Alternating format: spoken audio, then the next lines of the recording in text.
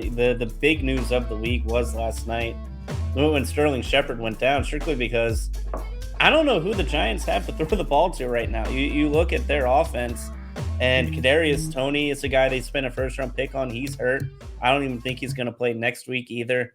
Kenny Golladay, they gave a huge contract to heading into last year. He had 3 targets, but was shut out last night against Dallas. I mean, that offense right now, they have David Sills, who's more well known for his work as a junior high quarterback than he is an NFL wide receiver, and Richie James, who I think most people probably have never even heard of. So that offense right now in New York, without Sterling Shepard, who's been carrying the load for them the first 3 weeks, I don't know who they're going to throw the ball to, this week or even next week, as long as Toney is out.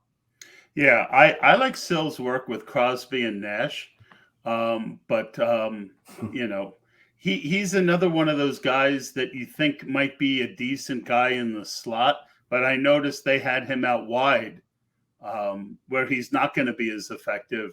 And you're right.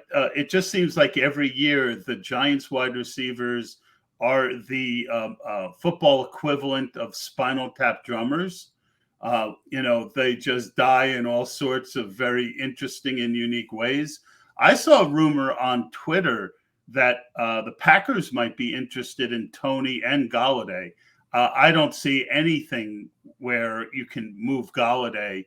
The Giant, with that salary, he'd have to redo his contract and give the Giants something for him. So I don't see that, but I could see Kadarius Toney moving. Brian Dable, Joe Schoen, they just have to go home and stick pins literally every night in their Dave Gettleman doll because they have just inherited such a mess. But I think they've also done themselves no favors. Evan Neal was, who was a very early pick, really looked pretty bad the other day. And you spend a fifth, sixth pick in the draft on a tackle. You just don't expect him to, give up 3-4 sacks a game. Anyway, that's the Giant fan in me talking. But have you guys heard anything about Toney being traded?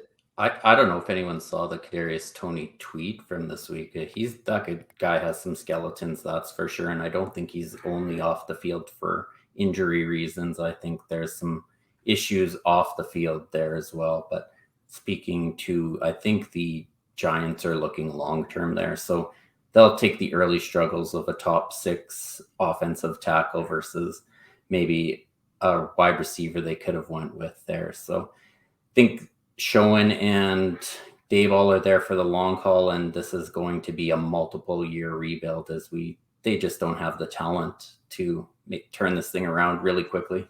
Yeah, I kind of like Dayball so far, but that draft, I was not a huge fan of that draft, and that's, maybe next year they'll get scouts